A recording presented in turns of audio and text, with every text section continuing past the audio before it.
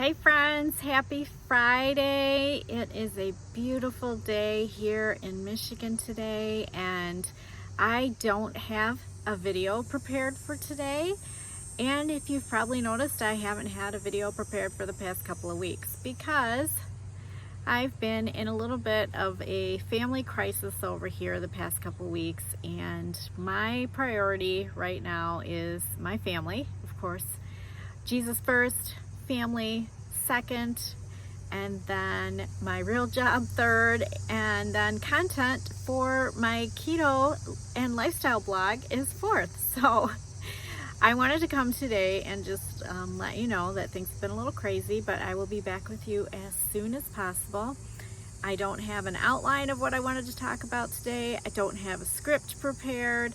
I actually tried to go on YouTube live to do this, but apparently my channel isn't eligible yet for live videos because I don't have 1,000 subscribers. So if you haven't subscribed to my channel yet, why don't you go ahead and do that down in the corner there and help me get to 1,000 subscribers so I can come to you live. I don't even know if it's 1,000 subscribers I have to have, but whatever.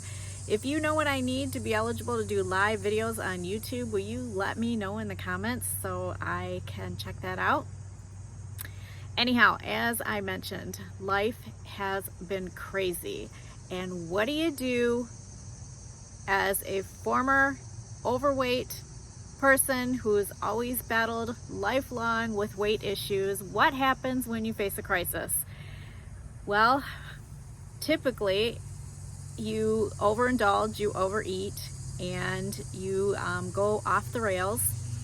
But I'm here to tell you, just like the past 3 or 4 videos I've done where I've talked about my emotional healing in my low carb lifestyle, I'm so happy to say that I've been 99.9% right on track. A couple of times I had to eat late at night when I returned from some situations I had to be at, urgent situations that I couldn't eat, and I did come home hungry, and I ate like at 10 o'clock at night, and I'm like, I have to eat something, and I did not feel good after I ate something and tried to go to sleep. So I did that a couple times, and I'm gonna try to continue to work on that. You know, not eating after 6 p.m. has been my go-to the whole time I've been on this low carb and keto journey, an intermittent fasting journey. So I need to, really remember that, although I think I wasn't really thinking clearly. So that is why I just felt like I had to eat, and it was probably emotional eating. So I could have absolutely gone to bed at 10 o'clock at night and not eaten and been just fine. I wasn't gonna die if I didn't eat something those nights. So that is part of the emotional journey that I still have not perfected and probably never will perfect, because I am human just like you, right? So anyhow, keto in the crazy. Things have been a little unstructured here, so I've made sure to always have low carb options on hand. I do pre-make my bacon so I can grab that in a pinch. I've been really big on the non-fat Greek yogurt lately, just to make sure I get my protein in. I've been working on adding protein to my diet, so I'm doing more of a high keto diet right now, just because of my stage of life. I don't want to lose muscle as I'm aging. I'm going through menopause right now, and I just felt like more protein was the answer. And I get this question all the time: why do I pick non-fat Greek yogurt? Well, that is because I get enough healthy fats in all the other food that I eat during the day. So I'm really trying to watch my fat right now, because let me tell you, menopause is a bear, and this is going to be a battle to keep the fat down in my diet, and also to keep the fat down in my body.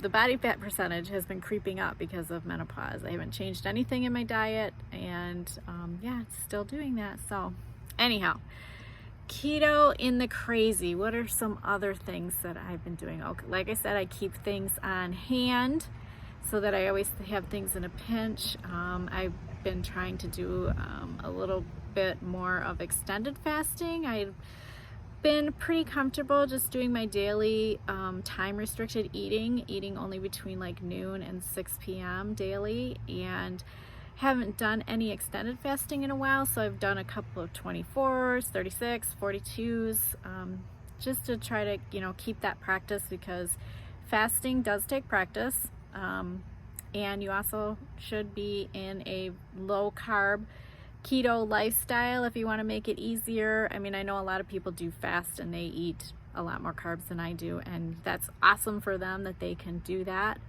But for me, I have found that being in a state of ketosis definitely helps with the fasting, because my body is used to burning fat for fuel, switching gears, and not having to have the food, constantly around the clock just to keep my body going. But so adding a little bit more fasting, really trying to keep the stress level down, because my cortisol is pretty high right now due to this stage of life, and also due to stress.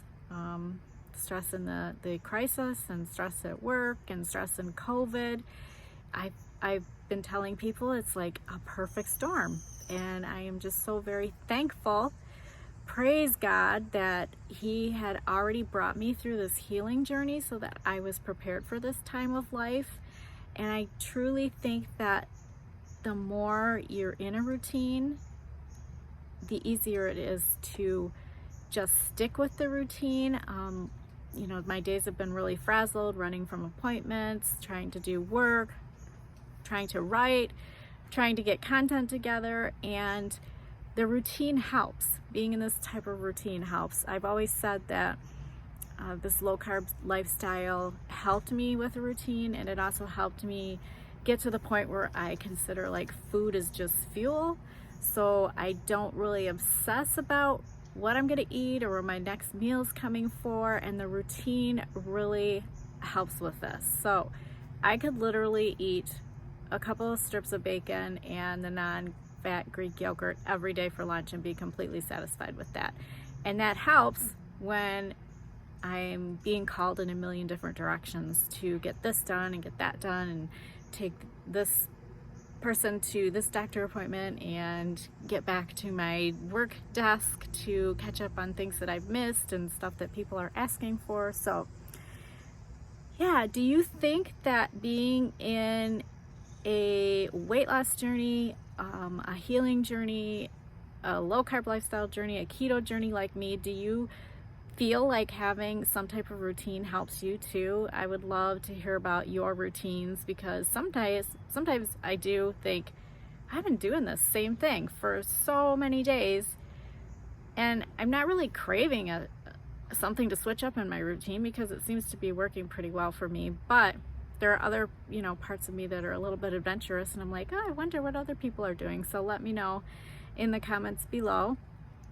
And let's see, what else do I have to say? I hope to be back within a couple of weeks. I am going to be on a girls trip next weekend.